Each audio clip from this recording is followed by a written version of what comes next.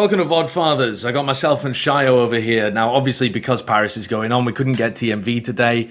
He is in Paris somewhere, but I haven't seen him. Hallelujah! Don't do Hallelujah! Like an angel. Who let you into my hotel room? You. Yeah, Actually, there's a that's story the there worrying as well that you forgot your key. I did forget my key, yeah, when we first arrived. We're in the biggest hotel in a small French town. It's like a prison. We are literally not in Paris. No. How far are you from like Paris? Takes an hour on the train, so quite away. On the quite on the away. train. Quite it's away. Jesus. We are miles away. But listen, we don't start the show with pleasantries. We start the show with hot takes, and I got a hot take for you. TMV is a lot shorter than you think he is. He's a tiny little guy. Posture up. He's a little guy. Damn. Look at him. He's a little folk. I'm taller than you. I am taller than you. It's been confirmed. I'm taller than Sideshow. A little bit smaller than Bren. But that's fine. Brent's a tall guy. Brent's a tall guy. Is smaller the word or shorter? Because you said smaller, not shorter. So He gives short person energy, Shyo. He's got short person I just wanted to make sure in person as well. Not in person. He's a little man of little Is he stature. as chatty? Is he as? Well, we're talking about, all these kind of things and saying that I'm a small man in person. Tell you who's a bad person in person. This guy right here. Let me tell you a story, okay? We're in Burger King. So basically where the arena is inside also inside like a shopping center, essentially. There's a Burger King inside that shopping center. I'm there to go get some nuggets. I get some nuggets. Sideshow walks in. Before Sideshow gets there, people come and take a picture with me. I'm like, oh, are you TMV? Oh, let's take a picture.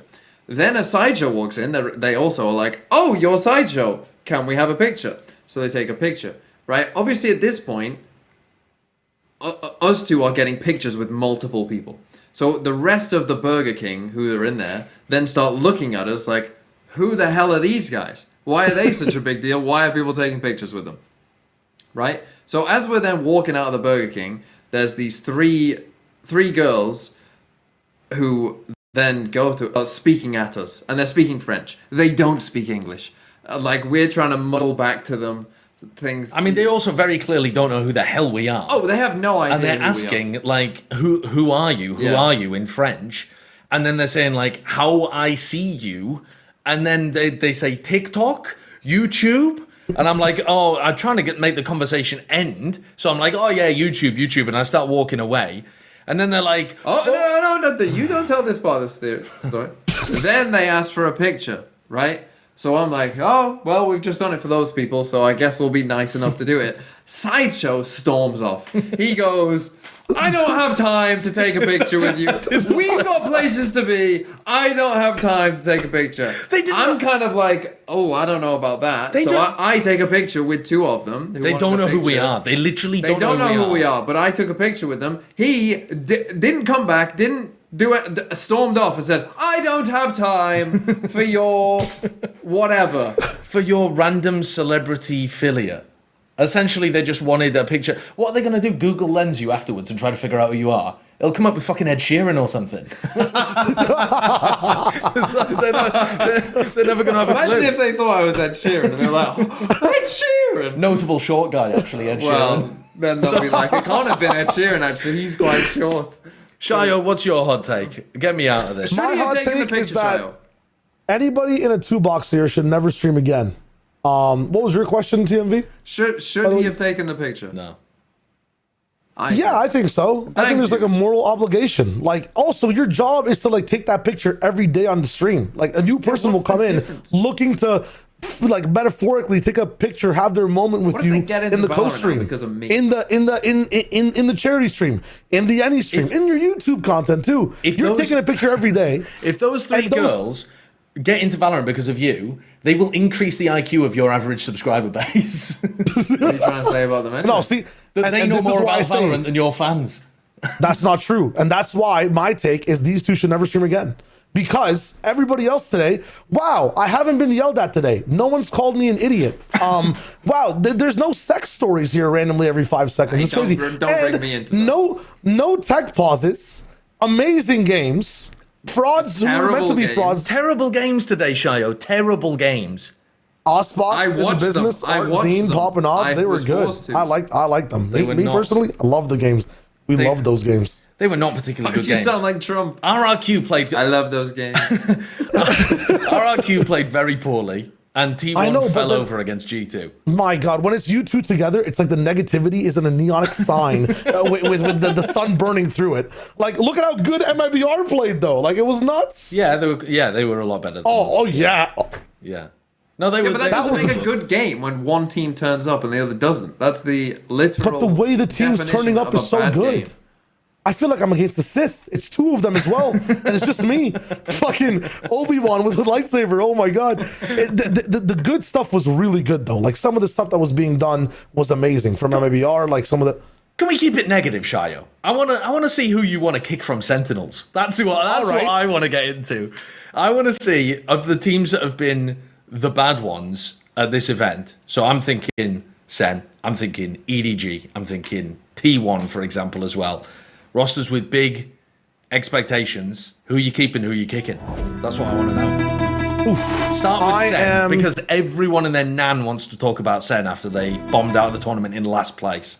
Okay, let's do it this way, because it's fun. We're each going to go with someone to kick, and then the next person says keep, and the next person says kick, until we're done with the 5. Okay. Now, the question is, do you want more keeps or more kicks? Who should we start with for Sen?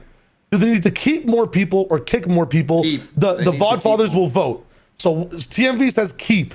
Sideshow, what side are you on? Yeah, I'm on kick. I think they should keep 3 out of 5. Okay, so we'll do keep first. I'm gonna start. Keep narrate.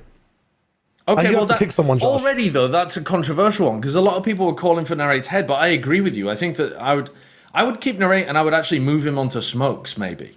Like I'd try to get him in a position where he can get a bit more involved in the fighting because sometimes when I'm watching Narrate, I feel like he wants to get aggro and he wants to take fights, but his role doesn't necessarily put him in the best position all the time.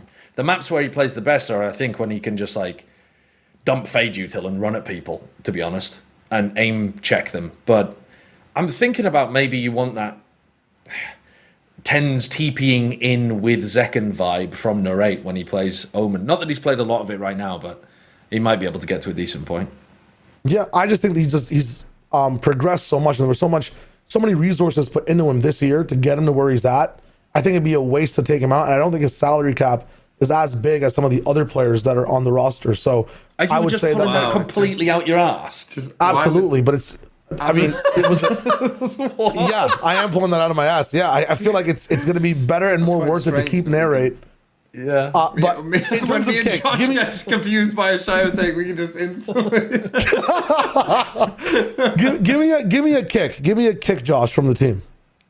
What? You get the keep and I get the kick is so messed up, by the way. And then TMV gets the next keep, and then I get the next kick. Okay. Kick. All right, kick? That's fucked up. Kick. I think I'd be looking at replacing Bang. I think that Bang's a little one-dimensional in terms of the spots that he plays and how he plays it. And also he had a really bad tournament, so it does make it quite easy to go for him. It's a little unfair. Has had some moments where he's played really, really well this year, but I think that they need someone who's going to be more aggressive from the Smokes position. I don't think they can afford to have someone whose strengths is anchoring when you also have two people who don't really want to get that involved in John and Zekken as well. John and Zelsis as well. A challenge to that, though, I feel like it's a bit map pool dependent, because if more maps come back that are anchor heavy on the smoke roll, then suddenly Bang becomes that much more like profitable. It's their attack side that's really rough to watch sometimes. They don't scale together. Well, they also lost the map that like they're used to playing in terms of Icebox. They get replaced with a map that they might not be the best at in a bit. You got they Bang's an anchor and they play retake for like 90% of their rounds. Yeah, but when it comes to think about Split coming back, right? And then what else is there? They play retake every round on Split. I swear to God. They leave Bang to anchor B main and they just let him die. Well, Shyo, we'll talk about this in a second. I don't know what you want to happen, but you want to keep Narrate, keep Bang. I mean, I personally... He's going to keep the whole fucking team. He's going to keep the team. Well, I actually don't think that would be the craziest idea. I don't either. That's one of my takes. My other one is it wouldn't be that crazy. It wouldn't be that crazy. All right, go on. But I think that one of bang or narrate. Okay. I think pick your poison. Whatever. You're on keep, mate. You just desperate I keep Zekken. Move on. Oh, fuck me. One of us has to pick Zekken. What, you want me to say kick? No, obviously you keep Zekken. He's incredible. Shyo, kick. I'm kicking Zelsis. Okay. So that would be the one player that you would look to make a change from? Yes. I feel like I was actually on the boat of kicking both Zekken and Zelsis and finding a new, like... Zekken? Yes. End the stream, man. Can I give my reasoning? These are the two players who have been the closest in interviews to saying, like, I need this. Well, not Zelsis, I guess Zekken. It's like looking for a win. If the win doesn't happen this year, we're looking at, colleges, or if it does happen, we can move on, do this, do that. Like, for some reason, that interview with Zekken and like Ravish at one point, those words rattled in my brain to the point that if this team needs to make a choice and a difference in moving a player, you move Zekken away. Or you take Zelsis out of the equation and change up the roster. You change up the roster in a sense where Zekken has help in another player that likes to play the duelist role, and you're rocking with someone a bit more aggressive. Now, there's two options. There's some crazy takes here as well, because I was also talking to Wyatt over dinner a couple of days ago, and I was saying one of the things that I think this team needs is actually more people who are coming in with different ways of playing. I don't think they just need cracked firepower improvement. I think that they probably do need a bit of a boost in firepower, and they do need someone who's going to be able to go up aggressive with Zekken. But I think also they're really lacking that like sassy figure on the team that Zelsis has tried to fill in.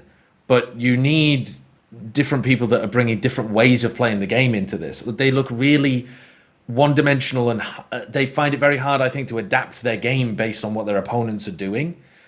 And one of the things that might help with that, which is a bit fucked, is putting Zekken onto a different role and adding a KO Sova X set. I mean, role. His Sova is nasty good.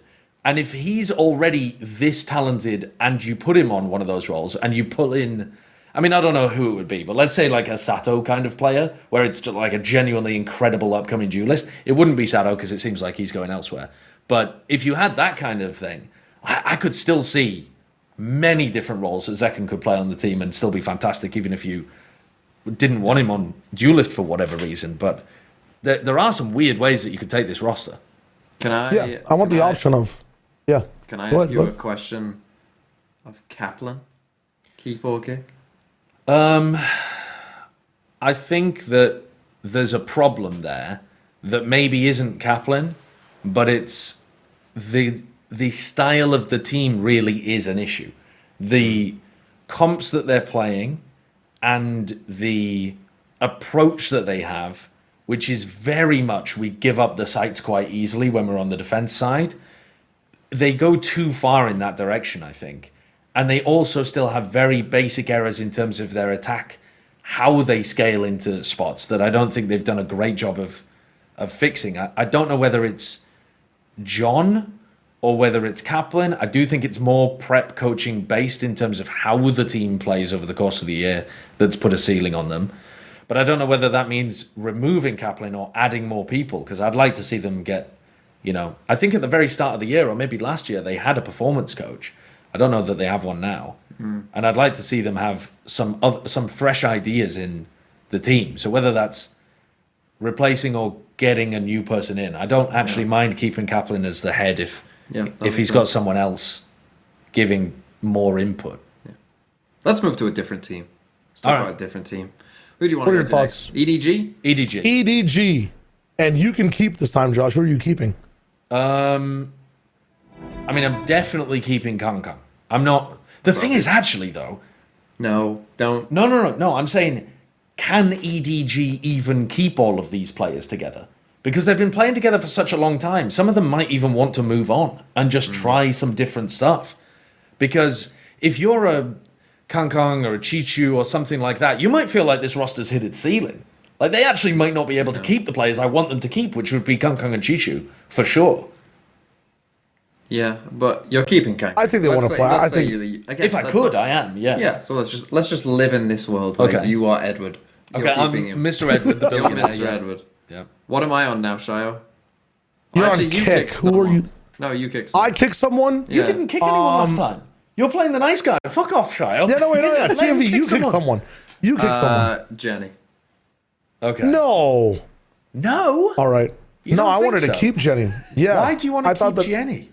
Because I thought that the way that he played Yoru throughout the stages was a lot better for the team. I thought that inside Yeah, but Yoru's going to get Champions, nerfed. This is the thing I always think get wrong about roster stuff. The meta will be... I'd rather have Jenny learn more roles than Kong nerf himself to learn Yoru. No. And like other bro, you agents. might not need to learn It Yoru, shouldn't this be a is my nerf, bro. He should be able to play He should be able to play He can play Yoru. Kang. He should be No, able to but you play don't understand the Yoru off, pipeline like one for of the this best people character. in the world. I know, but Yoru has a certain brainwave to like actually liking in playing the character. You not think like it's a learning- genetic skill diff that's stopping Kang from learning it? You don't think that any amount of time he'd be able to get good at it? It wouldn't be as fun for him, in my opinion. No. Like, I actually thought about this. I went to sleep thinking about this last night. This is why it's so prevalent in my brain. Yoru is a trickster class. Everything else from Jet to Raze is a dash class character. The trickster class is like one of the least picked classes in all of RPGs to FPSs to hero shooters. It's a very tricky game to play. Like LeBlanc from League of Legends, like the multi Loki from Marvel Rivals. Look Like, at this guy, man. I no, don't bro, care, it's Shyo. game I don't theory, care. man. It's Jenny's game gone. theory. It's like, Jenny's gone. Keep someone. I'm keeping Simon back into the team. That's Hasn't crazy. changed. That's crazy. First of all, Redemption arc. you're not Comes even back. keeping him. You're adding him back in. Yeah, And then Simon. secondly, man, okay. What if this is Aura and Flickless, right? Like, what if it is really Kong and Simon? Like, what if they just need each other? Yeah, but what This guy if just Aura needs- and Flickless literally got up on stage and started punching each other midway Yeah. through a game? And then, like, Yeah, a and then week they'd later, come you want back. to be like... He blazed out like you've never. He burned all of his bridges. He torched them. A burnt bridge can doused always them. be rebuilt. No. That is the opposite of what that idiom means. Well, the guy who made that idiom is an idiot, is what I'm going to say, because okay. they gave Simon a chance to like work on himself, grind up again. His story is He's not going Assassin's to Creed EDG, 1. Shyo. He's not. He's not going not back going to back. EDG. Okay, I have a question for I both of think you. it's a funny answer. What do you do with ZJC? What do you do with ZJC? He's gone. What do you mean? He's Well, not even on the team. He's still on the came to- roster. He's he a came sub. to Paris with them. Well, he must be a nice guy. Yeah, He yeah. must be a Probably. really nice guy. But I don't care. I think. I think we drop. Okay, we're all going to say the same person. We're going to drop at the same time. Okay, in 3 seconds. 1, 2, 3. Nobody. Oh, the only one who said Well, we it. didn't say That's crazy. anyone, so we kind of didn't. To be agree honest, with you. I was just thinking between Smoggy and Nobody, but I don't know. I mean, Nobody is a bit of a weird player, but also like clearly seems to be the only person that can call for this team while not having some massive drop off in performance. Because I didn't think that Chichu was playing his best while he was IGL. No. But maybe they need to add an IGL. Yeah, I think so, and I think that nobody's style of play eventually is going to get found out. Like like you can't. He's very skilled. He's extremely skilled, but you can't play. Like no one else plays that style for a reason. Yeah, yeah. He's like a more skilled angel. Because eventually, like your Fade lurking down mid on their own, yeah, it just doesn't make he doesn't sense. do that as much as he used to. No, but he still got does, that in him. He still does do it. I think Smoggy's had a bit of a big fall Yeah, off. Smoggy has had a big fall off. But- But this is the thing about China, though. We don't know enough about China to No. be like, oh, but there's all these players. I mean, don't know there who the probably upcoming is. players There are. probably is. Well, but you we can don't. think about some players from other teams that aren't signed right now. Like I think Autumn might be a free agent from like what used to be the I'm guy not was putting playing Autumn FPX. in there though. I'm not. We're speaking Chinese. Yeah, this is a full Chinese speaking team. Don't fuck around with that. We're keeping Mandarin as the spoken language, and we're kicking off if anyone tries to speak in English. But I mean, that's something that keeping someone from the Chichu UK has and famously never said. We're keeping Kang and Chichu. yeah, And Yeah. then we're, The others are negotiable. We're unsure on the rest. And you don't want to keep Jenny. I wouldn't. not particularly. Okay. think Okay. Again, if we trial and it's like, well, you've got to make that change. You got to make someone's Yeah, got to go. You gotta. Someone's got to go. But then again, let's talk probably about someone of the core 4 has to go. Yes. Yeah, I don't think they Yeah. can just rotate the fifth and make this work. Yeah. But we're a Unless bit it's out of our Simon. depth. Let's talk T1 though. Exactly. Let us talk T1 and let's talk about. Honestly, this might even be appropriate for the last segment, which is everything's on fire. But for T1, how much do you want to remove the 3rd degree skin burns from this team? That the scorching fire that was versus G2 today. who's leaving first? Like, I'll give it up to me. I guess I haven't said my piece. I'm going to go for Buzz. You're kicking Buzz. Yeah, I might blow up the entire team. Today specifically, and in general. Right. Like, let's do a different system then. What does blowing up the entire team mean to you? Keeping like one person, two people at max. Who's the one or two? The one from this team I'm keeping is Meteor. That's fair. That's fair. I'm down to keep quite a lot of the players on this team. I'd get rid of Stacks. If you're getting rid of Stacks, you're getting rid of Buzz. That's the thing. No, I feel like it's a. I don't think they're a package deal. Honestly, I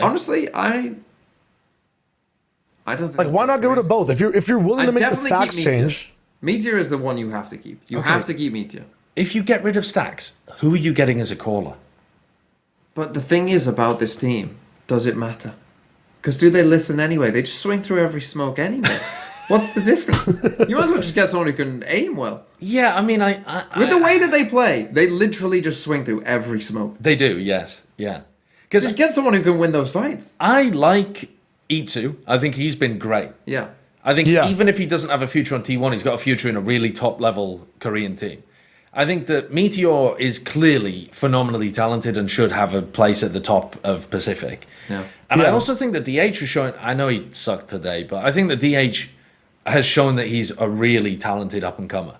Yeah. He is DH. That's what I mean. You could actually get rid I'm thinking minus Buzz Stacks. Buzz and Stacks, but... Hear me out. Minus Buzz and Stacks, plus Karen and Munchkin. Make a trade.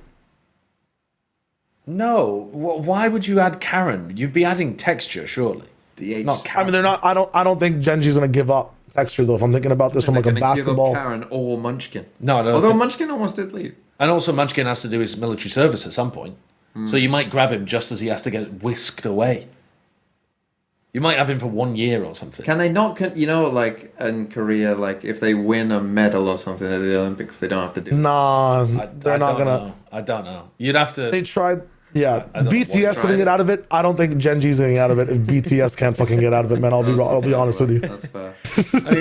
No, but I feel like that's a bit of a if they let BTS get out of it, then they have to let a bunch of people out of it. They can make it up. That's why BTS didn't get out of it. Does anyone care about Munchkin? Yeah, I don't know. Outside of our little world. What if you got a couple of DRX players? Because DRX are always cycling through talent, right? And they might be willing to. Well, but here's the troubling problem, right? Hyunmin or. What if DRX go deep in this tournament? If DRX pull deep in this tournament, then they're not going to be. That would be such a don't funny pick up a move. I think the actual take, though, here between the three teams we're talking about is that you shouldn't have had expectations for this T1 roster, really. Well, let me ask you this one again. Autumn. I was about to ask that too. Well, but is autumn like the big log or just the leaves you throw on the fire to keep it stoked? Because in my opinion, the reason that fire is so big and there's so many burns being thrown around and things are hot inside the camp, it Stacks and Buzz and the ecosystem that they kind of have in the business. To give Autumn some credit, like with the team that he's got, and you made a whole video about this, about them in Bangkok. The way that they play of just being super aggro, all the but I think they lucked into that. I don't think that was a conscious decision. I don't think they knew what they were doing in Bangkok. So you're saying that they just naturally go towards that place? I think they do because the players that they have. Well, yeah, the players are very aggressive. Yeah, the players are aggressive. That's why you get rid of Stacks. Because if they're just if you're saying they're leaderless anyway, you might as well just put in a fifth player who can shoot. You might as well just get Carpe in instead of Stacks. Put Hyunmin in there. And just Hyunmin in it. I mean, this is mad. We gotta leave. It's time to melt our takes down. Team Liquid, last team. Let's talk about Team Liquid. Okay, but Team Liquid. Okay, Team Liquid are not part of the Keep or Kick. Team Liquid are bloody fraud alerts, in my opinion. Oh, really? But, I mean, did I fucking? Dude, we can do either for this because I think they come under both categories. They are. You can have an argument about whether or not you want to keep players and kick players, but I also think we should have a conversation about like whether Liquid should in any way be happy about their year after they didn't get out of groups in any of the global tournaments in 2025. But one of them, it wasn't fair. One of them, it just wasn't fair. And the other one, it was like necessary. Yeah, Nats didn't get a visa. And he wasn't there for one of the games. That, like, if you want to be a much different situation. Okay, but the and then Bangkok, like they were meant to lose, man. Beat Paper Rex. Yeah, they did almost beat Paper Rex. Yeah. Like, all right, fair enough on that one. Yeah, because they lost to Billy, didn't they? But like fraud alert for this one, absolutely. Because like I go back to thinking about that KC match where they were lackadaisical. That they need to lock in a bit more when playing through their own stages and playoffs. Like they played some horrible games here at Champs. Yeah, here too. It's they played some disgusting Valorant in the opening game against ERX and the first map against EDG. Disgusting. For this topic, keeping Nats, correct? You're keeping Nats and Kiko, and you're never You're never letting them go. Yeah, Nats and Kiko are phenomenal. Lifetime contract. Do we keep Paddy? I'd be looking to see if there's a replacement for Paddy Tech. I think though that what's important with Paddy is you'd have to know like how well he has. You could only replace him with a player that wasn't just an upgrade in terms of fragging, but was also an upgrade in terms of like the comms and the ideas. Because I suspect Patty's pretty vocal and pretty crucial to the way that they've been playing a lot, even on their defense side. You know, like what is the drawback then? What's the drawback of having Paddy? The drawback is his fragging most of the time. Yeah, I think. Yeah. But Camo, I think, is the one. Yeah, Camo had, I think, an atrocious day today, in my opinion. But Camo looked like he was nervous at Champs. When he played well, he was still playing pretty well. But I think it, like, I'm not saying that Camo's a bad player. I just think that, like, when you've got Nats and Kiko, and maybe even Trex as well, and even Patty's gone deep in tournaments, like, I think you look at this team, and this is the thing, Liquid at the start of the year, everyone thought, oh, they've gone for a budget roster. Oh, they've scaled down. Yeah. And then they kind of realized, like, hold on a second, we're actually pretty good. Yeah, but isn't that then... But now I think that going into next year, as long as they have Nats and Kiko, they've got to look at it as, like, we're trying to win tournaments. And I don't think that Camo reaches that level as a duelist. I'm sure they've spent I know a lot who of they're money signing. Go on. Durka. Dude, Durka would actually be a Durka would pop off on this roster. Durka would be a fucking sick pickup, actually. Oh my god. I mean, do you keep I saw Trex a then guy too? today who literally looked like the twin of Durka. But with hair. He's sitting right next to you. Like, Oh, yeah. no. He looked like With hair, he said. With hair. with hair. Oh, He had hair, my but like bad. his face looked like. I genuinely thought, has Durka grown hair? Like I legit thought like he was coming to the event and had grown hair. That's what I thought. It was unbelievable. What are you? Okay. I'm stuck here with him getting up Excel spreadsheets right now. Yeah, well, I'm getting up an Excel spreadsheet because I'm With looking the full names of everyone. I'm looking at the global contract database of EMEA. Yeah. And I'm saying that Fnatic have Boaster Chronicle and Crashies getting to the end of their contract this year. My fuck got an army. Is it possible in any way that Chronicle would reunite with Nats to replace Trex or Patty? I think you would be fucking insane if they got Durka Chronicle, Nats, Kiko. It depends on the bracket. Jesus Christ. It depends on the bracket. It depends on the bracket. Redgar at that point. No, because it's like, I would not again, bring back Redgar. if Fnatic somehow win champs, like this roster's getting signed for all the oil in the world. Like you're looking at what we're playing, Worldle. Like they're going straight to where was it? Kuwait. Who had the oil? Iraq. Whatever. Iraq. They're getting the money. They're getting the money. 98% oil. Yeah. But if not, minus Patty, plus Kron, plus Durka, and then Trex wakes up because Durka is with him again. But this is a fantasy. They don't have the money for that, Team Liquid, surely. How? Actually, they have an insane amount of money. Dude, they've been raking in the Oilers. The Oilers. The unethical EWC money is flowing into Team Liquid. If they use it to acquire Durka and Chronicle, then, I mean, at least they've done something even more illegal with their unethical, immoral money. Yeah. Okay. So, but moving on to why there are frauds. Fraud alert. I don't have a fucking Wii U button. Why is this team so fraudulent in your eyes, Sideshow? Holy, we're back. Yeah, we're back. I'm not sure I can give you a diagnosis of why they've done what they've done. But the facts of the matter are that Team Liquid have just simply failed to get out of groups every single time. And this time, I can give them a bit of a pass in the sense that like they ran into an on-fire Paper X at Toronto, and they ran into a DRX who I think have got some really nice ideas here as well. But I think you can give them a pass first time for DRX, not the second. Yeah, well, almost I think about it in some way kind of the other way around though, because they played much, much worse Valorant the first time. But I agree with the idea of like, you should have known what you were going up against the second time and played the anti better. Yeah. But the actual Valorant they were playing was despicable the first time around. Yeah. And in that opening game against EDG, what were they playing? On Sunset, I think it was. Yeah, it was. The 013. But was that, I feel like that was like with Nats yelling at the official and whatnot, that had more to do with something outside the game than inside the game. We won't know really unless you know more. But like a lot of what was happening in that game seemed a bit dramatic. They had a round, they were all AFK and like talking to each other. I don't know what they also had, but that was also round 2. Yeah, but they did also have a bug that they then didn't get a tech vote for. Yeah, the Yoru cancel fucked their take. That was a 30 second. Camo pressed E to teleport. Yes, there was a massive bug that cancelled his thing, but he's like, what are you saying that the bug was that? Are we not allowed to have fat fingers in the world? Are we not allowed to press TP by accident? Of course, we're allowed to press TP by accident, but like. That is part of what was going so wrong for Liquid. Sideshow's fingers are mildly fat. Nats fat fingered himself into the teleport and bind. Camo fat fingers his gate crash whilst trying to ult. Camo then fat fingers dropping his gun on Abyss. Why have you got a ring on this finger? Why have I got a ring on this finger? Because I fiddle with my ring and it's supposed to go there. Do you have a problem? Do we have a fucking problem? Well, I would say your hands are... TMV, do you sign off on these... TMV, do you sign off on these guys? The problem I've got is I didn't watch. I was traveling for the second Liquid game whilst Nats was playing Waylay. I think that in and of itself was an abomination. The corrode. The fact that they I think he was fine on Waylay. I think he was actually good on Waylay. It was Camo not being able to follow up, and also not totally Camo's fault half the time. They had Camo on an Odin lurking by himself, not playing the double dash experience into a site. The hinders. Why are they playing corrode then?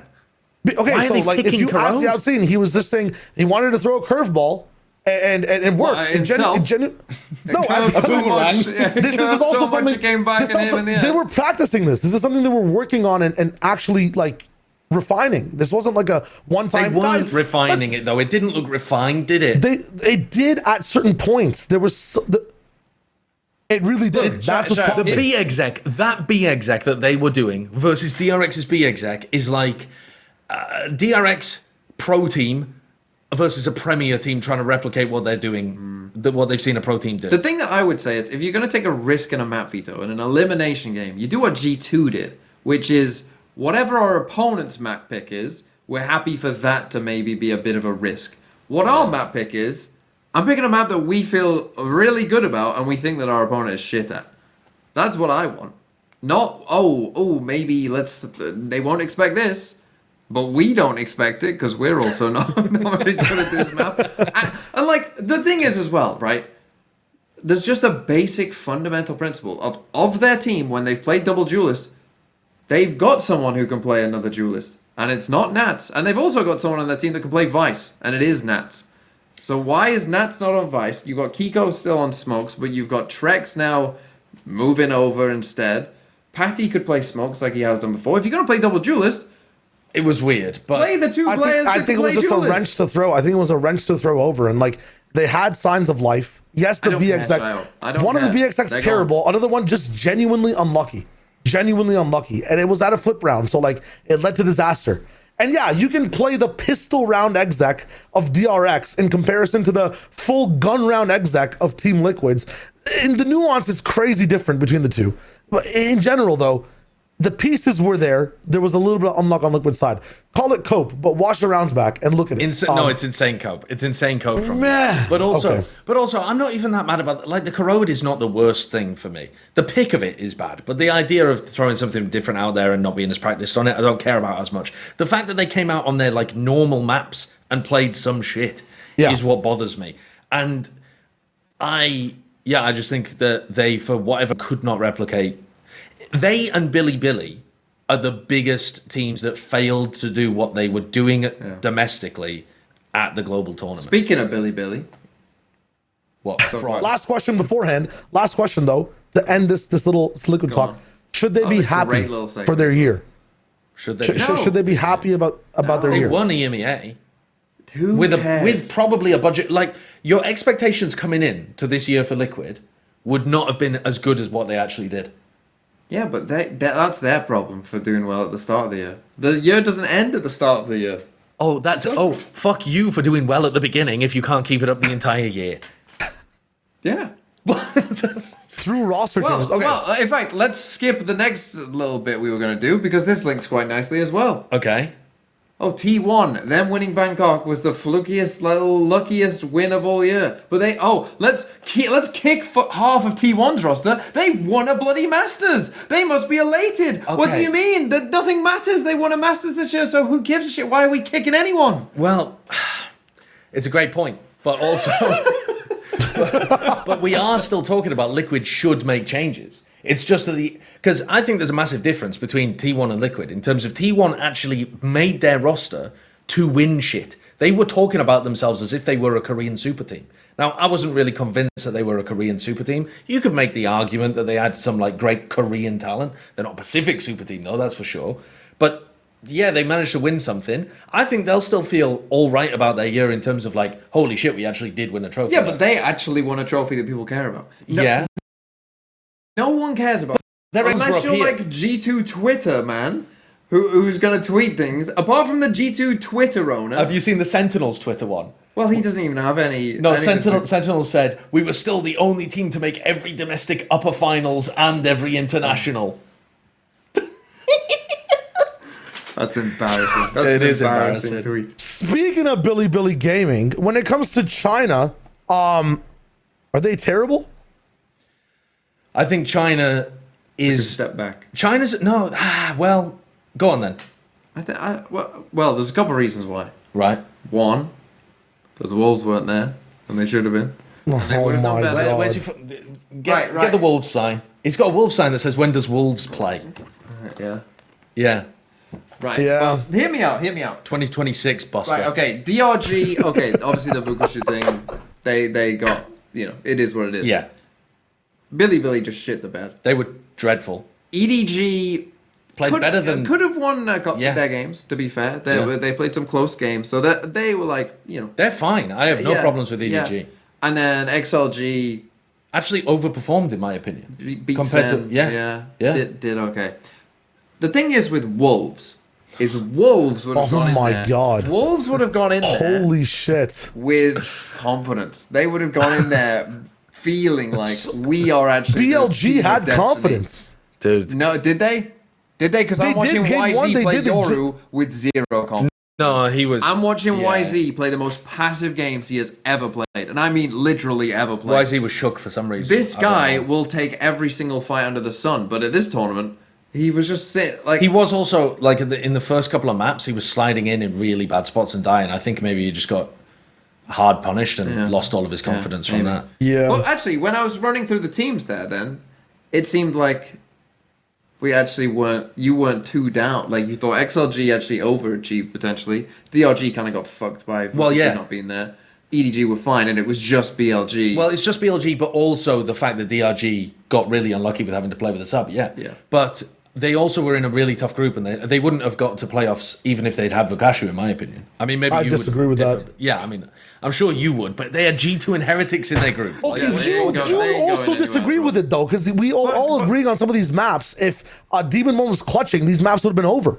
Like, at some of these 7-10 score lines, it was like... Against T1, not against G2. They got slapped by G2. What if they were facing Heretics? There was a chance. We didn't even see that game. It could have been possible. Is what I'm saying. Hypothetical. Okay. I mean, we're talking about the group. Here's my take on China overall, though. Here's my take on China overall, right? Because DRG maybe could have put up a bit of a better performance. Billy could have been better. Train to catch. Okay, so China though, they have not made linear progress. I was saying this to my chat beforehand.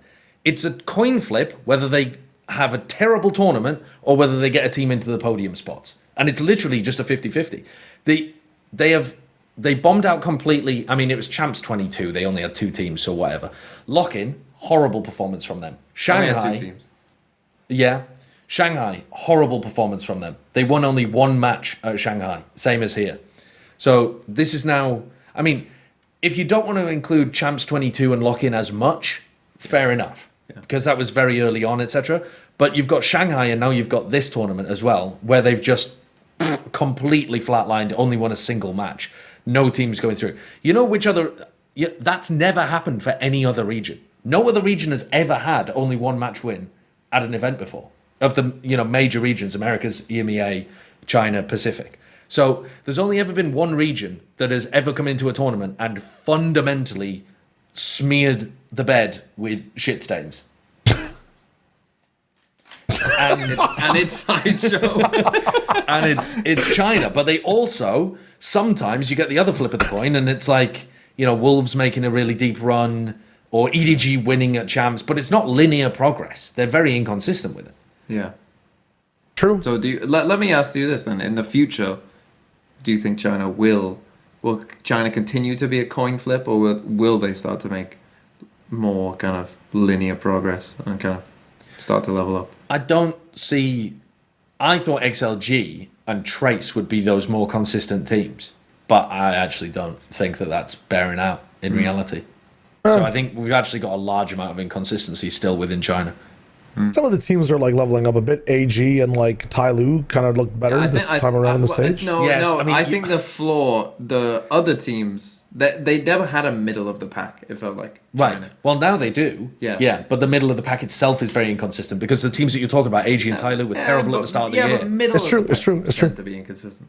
But the whole region's inconsistent. Giants were pretty good. Fuck it, let's just say that they're dead. They'll never be good. They'll never qualify for another. Never said that. Let's move on now. Let's look at who are, with China gone, with Liquid gone, Kong is not here. Who are the favorites now? Heike, Loki, Noki. All right, Heike, who are the favorites for the tournament? PRX. DRX or PRX? I said what I said. Yeah, I don't know what you said. PRX. P for Paper X. Yeah, I agree. I think the top half of the bracket, though, looks really stacked. And this is why it's Heretics. See, it is Heretics because it's a decent take because they're more likely to get to the upper final than... Yeah. But they have bad karma in this next matchup. They talk shit about MIBR and they have to face them. I don't care. And now it's MIBR with the power of the world by their side. Surely whoever wins between Paper X and G2 would become the favorite. The Heike favorite. But we don't know who that's going to be right now. So it's Heretics right now. Okay. You guys are not putting Fnatic in a discussion if they win really well against DRX? No. I think they're a bit fraudulent at the moment. They're riding on the back of... They changed their Ascent composition, but it's going to get punished by other teams for sure because they don't have an A exec and they only have these like fairly basic B execs that you shut down. Then their Abyss composition, they're getting a lot of value out of it at the moment, but... I think the teams are going to figure out at least some ideas of how to play against it. It's really tough to stop them on the attack side because they do that stun up the cliff side and then they do a pull at the normal area and like you just can't really hold against it that easily. But people are going to start like flood defending against it. People are going to start taking sites really free because they know they're going to on top play of backside. On top of B. Yes. The only reason I say that is because when you look at everyone's pick'ems, when we look at everyone's pick'ems and like predictions coming into things, every final is like, PRX versus Fnatic, PRX wins, or like G2 versus Fnatic, G2 wins. Where like Fnatic is always that second place team. So it's like I didn't have Fnatic anywhere close. If you wanted a low key favorite, if you wanted a low key winner, I wouldn't even be going towards Fnatic. I'd be going towards like what? NRG Giants. DRX? A low key winner. I really like what DRX are cooking at the moment. I think it's going to run out. I don't think they're actually going to go all the way. I think they're actually on path to go their 5th, 6th. but if they keep evolving as the tournament goes on, or if it's just really difficult to shut this down, which it looks like it is, especially with Hyunmin and Flashback playing this well, I think they're like... Here's my low key. There's only 3 teams that can win. There's only 3 teams that can win. And they're what? G2, Paper X, and Heretics. So your low key would be... Well, who's your low key? That's your high key. Who's your low key? No, my low key is don't bother talking about it. Well, that's no key. No key is the rest of the teams in the tournament. Oh, wow, so you don't have a low key. Okay. Respects. No, who is keys. Who is the knowest of no key? Like, who is the bottom ranked... All right, hold on. Giants. Hold on, because you said earlier, Bren had this hot take. No, it's MIBR. We were discussing this hot take earlier. Bren had a hot take that Fnatic was the worst team in playoffs. And TMV was like, I quite like this take. I think I shall steal it for myself. And now you're saying it's MIBR or Giants. Well, I'm saying it's MIBR because Fnatic beat MIBR. That's What? about it. Oh, right. In their open. Yeah. Fnatic would. Well, Well, no, Fnatic played DRX. What are you talking about, Fnatic? right. Yeah. No, they also played MIBR. Oh, played in Who's the groups. worst? MIBR. Because Fnatic beat them, and Fnatic are down there. Right. Brent's just trying to get back his Aspas take. He's just trying to bring the people back. Possibly. Last thing is special keys. So like this is a key that every single team has wanted to turn in a lock. Where do NRG end up here? They've been the most requested match from every team that's qualified so far in groups in their post interviews. They've been the most named team by players so far of who do you want to face inside the playoffs. And they have Giants as their opponent, which seems like an easier match than most of these teams on paper. How far can they go, even if they do drop to the lower bracket? Where do they end up? 4th. I thought you were raising your hand to speak. 4? Yeah, I could see them getting to top 4. I mean, I think they're going to run into Heretics. That seems like the most likely outcome. And I don't know. I mean, depending on the form, it's possible I could see NRG winning that. I'm going to have to go back and look at the NRG DRX game because having seen DRX dismantle Liquid, even when Liquid were playing all right on some of those maps, I need to go back and see like what exactly were NRG doing that got them through that game because it was a banger match. It was sick. Yeah, I mean the Broctagon's pretty good. DRX remembered their roots. That too. Choke. I just think we forget that Heretics has a 6-sided die they roll every time when they play at the first match. And if it lands on a 1, they turn it back into that Heretics that can't shoot, doesn't know what they're doing. And that's never been solved till this day. Why you go, Shyo. You go.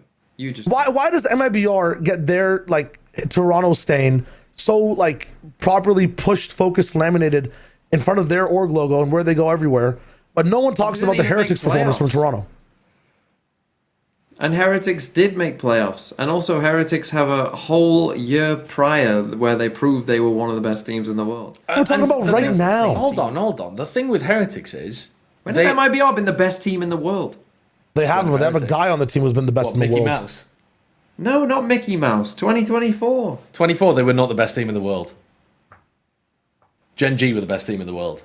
For the second half of 2024. Second half. He has to be so specific. For exactly this time period. Oh, a half a year. That's not. Okay. That's not. I mean. My head. It's growing to the size of a galaxy. Brain club.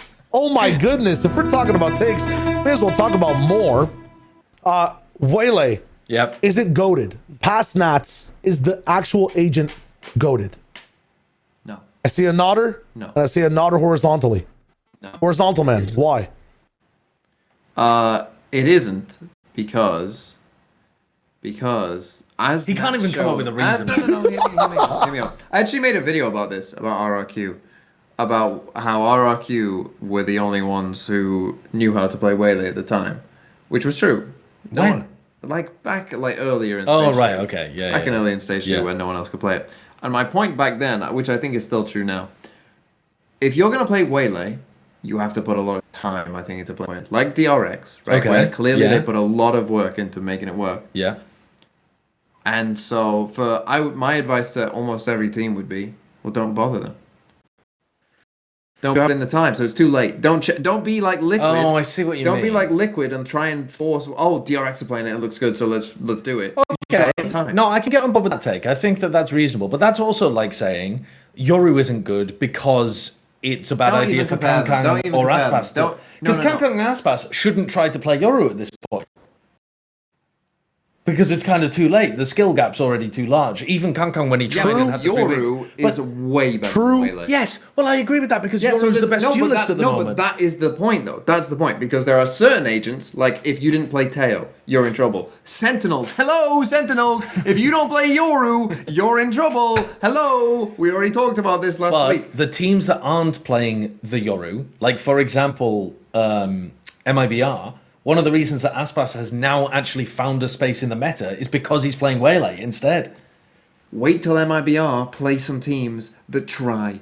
that's not... MIBR today beat the team that plays the most Waylay. Yes. So where's your logic there? Someone has to win, don't they? If RRQ would have won today, you would have said, and RRQ have been playing Waylay for such a long time, and I would only say that if Jemkin was playing well. Now, I'd say RRQ actually shit the bed with their Waylay picks at this event. When they played the Sunset with the Waylay, they did nothing with the Waylay. I've seen them in Pacific do the Waylay stuff properly, where they're stunning and they're dashing and they're getting stuff working, and then Jimkin's throwing out the saturate, stops himself being traded and stuff. They did none of that in their games, but that doesn't make the Waylay itself bad. That just means that they didn't actually execute their ideas. Here's my second point. Okay. So the first point is don't bother because it's too much effort for an okay agent. Second point is the DRX, you just wait. They're gonna, you know why they're gonna finish 5th, 6th? Because someone's just gonna be like, oh well, let's just do this against it. Okay, this but is what an easy is anti-strat. No, it's not an easy anti-strat. Blah, blah, blah, blah, there blah. isn't. We win. I agree with you that will happen eventually, because DRX, the problem is that they never really evolve or adjust over the course of the tournament. They come in with ideas and they don't shift them too much. Yeah. So I agree with you in that sense. I don't think it's going to be easy, because when you have Flashback and Hyunmin playing like this, and the theory of the comp is so nice, it's going to be really tough to punish. It's really difficult. Hyunmin's flying into your face. Flip this. In 2 weeks. It's 1 week. I'm telling you, they are going to get punished, but it's not going to be easy. It's going to be a team playing incredibly well that's going to punish them for it. NRG squeaked past them, but no one's going to flatten them unless Hyunmin and Flashback fuck up enormously. Because Hyunmin dashes in. If he sees he's in danger, he refracts. If he doesn't, he takes all the space. So you can't play retake against them, because otherwise the duelists are in and they're already pushing for post-plant's place. And if you try to anchor and focus on Hyunmin, you're getting killed by Flashback or even, fucking Mako TPing into the site as well. They scale with like 3 players in aggro against you. And all of them have ability to escape. It's difficult. Smoke on the site. It's difficult to play against. No, I think I'm on Josh with this one. Where like it's not I know like you are, and that's why I don't have time for it. We also can't see the thing anymore. Oh yeah, true. I run a show. We've lost the run a show. No, don't worry. I'll let's tap into, does DRX have the best meta theory approaching this game? Now that you guys are talking about, can DRX be countered themselves? Do they have the best approach to actually playing the game Should for other people this meta? be playing the Waylay Yoru? Well, I just told you no, because it's a waste of time and they'll be shit at it and it doesn't make sense. One team that I did like today, the one thing that was enjoyable today about the Valorant that we watched, other than Artsy getting an ace, which we were happy about, I thought G2's Corrode comp. I mean, we literally that was really good. We talked about it. Like play the fucking comp that you obviously should fucking play, and just play the agents that your team. Yeah, and they did, and it worked, and they won. And if they're corroded, then they have a chance. The only team that I could see actually picking up the DRX comp though is PaperX. They play Waylay Yoru on Haven. That was one of the things that they rejuvenate their Haven. And they have the kind of right crackhead players to be able to play that kind of shit. So I'd like to, if there's one team that might take what DRX is doing and actually maybe even improve on it and do that extra evolution, I could see it being PaperX. And I could see that being the way in which PaperX wins the tournament, is by stealing DRX's theory and then, making it their own. Like a crane, like... So the answer is yes, and I feel like teams like G2 also have really good meta theory right now. Whoever's playing their thing is doing a good job, and people should be taking their thing or developing their own thing.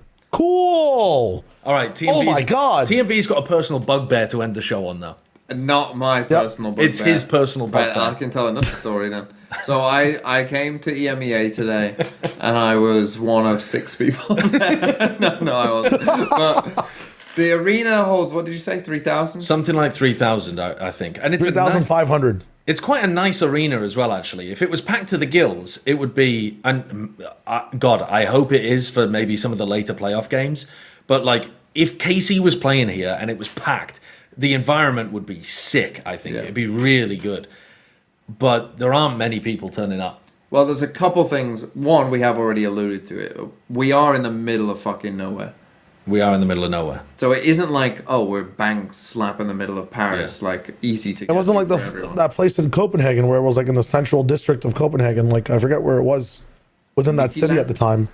No, it's... But like, it was very central to the train system. You could like literally take a 2-minute train to everywhere else. Like, you can take it. It's an hour train. You take an hour train. I mean, to Paris, TMV has to take an hour train back to Yeah. Paris after this podcast finishes, and currently it's 10:30 p.m. So, Yeah. But yeah, this is part of the reason why everything's on fire out here. I mean, it's not completely, but I do think that when you have a crowd that isn't increasing aura for the people at home, then it's not accomplishing its job. Because the job of the crowd is not actually to have a good crowd experience, really, because it's like 0.1% of the people watching the game are there in person. I think the job of the crowd is to make it more enjoyable for everyone else by increasing the aura, and I think that this so far has not accomplished that. Can I just say as well, though, like, as you were saying that, it just made me think about those people who stopped me from going up to the players again. Yeah. Think about that from, like, what the perspective well, you of the point of wanting to go. You haven't told that story. Okay, yeah. What is your story about this? So, I'm sitting there, right, like, and again, there's maybe, how many people do you think were there? 100, 300, 400? Yeah, a few hundred, I reckon, but I'm not exactly sure how. It looks small because the arena can hold a few thousand. But yeah, there's a few hundred there, maybe 400? Yeah, something like that. Right, but like, you know, not a huge ton of people. So the first game ends, right? And obviously people start going up to try and get autographs with the players, you know, get their signs signed and all that kind of stuff, right? But then I go up and think like, oh, I'll just go up as well, you know. Like, I did actually want to see Jorgmo, because he did raid me literally a week ago. And so I wanted to see, like... You wanted to thank him? I wanted to thank him in person. I thought that would be funny. Yeah, I thought that would be funny. But they've got these little men there with barriers. Big men. For you. Not for me. No, they're little men. They're security guards. So they got security guards there with little barriers, like, by some of the scene. But some people have gone up already, right? And I'm like, oh, can I just go up? And the guy's like, no. He starts speaking French to me, and I'm like, can I go through it? No. And I'm like, okay. So I just go and sit back down. And apparently the only people who can go up to the front are the people who are sat near the front. Now the thing is, because... I think it's because they bought better tickets, in theory, isn't it? In theory, that's the thing. But because the arena is quite empty, when I first got there and was sitting, like, you know, somewhere, like, on my own at the back... a woman literally came up to me and like the other people who were kind of sitting out on their own. It was like, oh, you know, go and sit in the middle. You can go sit at the very front if you want to, you know, because no one has bought that ticket to specifically sit at the very front. Yeah. And so anyone could have sat at the very front, but then this guy is telling me like, no, not you, peasant. No, you cannot get the autograph. Le peasant anglais. Not you. Yeah. But that makes no sense thinking about it, because like you want people to go to the event. Yeah, well, you want also people to look like they're there on camera too, right? Like even if it's a small amount of people, you want them as far. And there was not going to be some disaster there of like overcrowding of the barriers or whatever. No one was getting crushed. No, there was no crushing possible. There's two things that play, because I know some of the insights to the whole bodyguard situation from Toronto is that you might have been trying to get into a media only place, and the guy's like, no, it's just the people who are sat there. Okay. Second of all, dude does not know where he is. He covers 18 events per week in this station, and he's been told by his masters, if someone even remotely comes to you, doesn't look like one of us, well, to add to the story, add to the story, it was actually part laziness on my part. You know why? Because I noticed that the guy furthest away from where I was, who had his barrier, didn't care and was just like, yeah, go on. And I literally couldn't be bothered walking over. I was like, I can't be bothered to walk. That's crazy. Oh my god! The other thing is, a lot of the time, just for like safety purposes, because I thought by the time I'd walk there, he'd be like, "Oh, I've let too many people through now," and then they like people. They'll let people in through the edges. They don't let people just cut through straight in the middle. I was trying to go. So like, you might have just. Then of course they're not letting you. The whole. To be honest, I mean, I could have just said so many things. I could have just said, "Oh, my seat's just there." You're also. Get me to you could have all just gone. You could have been like everyone else and gone from the edge. It sounds like he's complaining for no good reason, Shyo. That's what it sounds like. It sounds like Mr. Negative. End the show. And I've got to catch a train. Hold on. Last thing to say. Valorant Island's not real, but bring every show to Toronto. You'll have a full crowd every day of the week. 6 a.m. Everyone will show up. Just China and Japanese teams. The Canadians will still show up. More events in Toronto. I swear to God, they will always show up. 10 p.m. Yeah, but also if you are going to run an event in Europe, I don't know. Like you might have to run it, and this is going to sound so stupid because I don't think there's any British fans. But you might want to run it in Britain just so that you have English in-house so that people will want to fly in. Because I don't know, how was your experience today? Yeah. Sat there listening to French. I mean, luckily, like, I did think if I was someone who, like, didn't know the game that well, you got no chance. You got no chance. You got no hope. But if you're a local, it's just all French. Obviously, I can watch a game and be like, I know exactly what's going on. Yeah. But, like, yeah. Because this is a hot point of topic in League of Legends right now, where like one of the casters has mentioned that like, you know, they've been on shows across the road. Every show. He just wants his little voice. I did find it funny, by the way, when you and Bren were casting, the French casters were both men, and then Pansy and Hypot casted, and one of them was a woman. I was like, are they trying to like copy?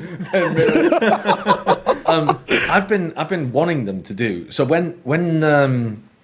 When you get people who have visual impairments that turn up to traditional sports venues, they'll often have a radio pack that you can pick up from an accessibility office somewhere, and you'll be able to pop in headphones, and you'll listen to an audio descriptive thing of what's happening on the field. Cricket, so it's more like the radio broadcast, but we actually do casting almost like a radio broadcast anyway. Yeah. So if you had that technology, not only could you claim that you were also being more accessible. We definitely have the technology. We have the technology, yeah. But not only would it be more accessible in theory, because you're offering opportunities to people with visual impairment, but you could also do it in different languages. And that way you could, like, if you're running an event in Korea, you do the secondary, like, the radio one in Chinese. For Chinese fans. Exactly, for the Chinese fans. Yeah, if you're doing it in France, you do it in English, because that's going to be the main alternate one. If you do it in, America, do a secondary one in Spanish or something. You know, I mean, have an alternate that would help people who are flying in. But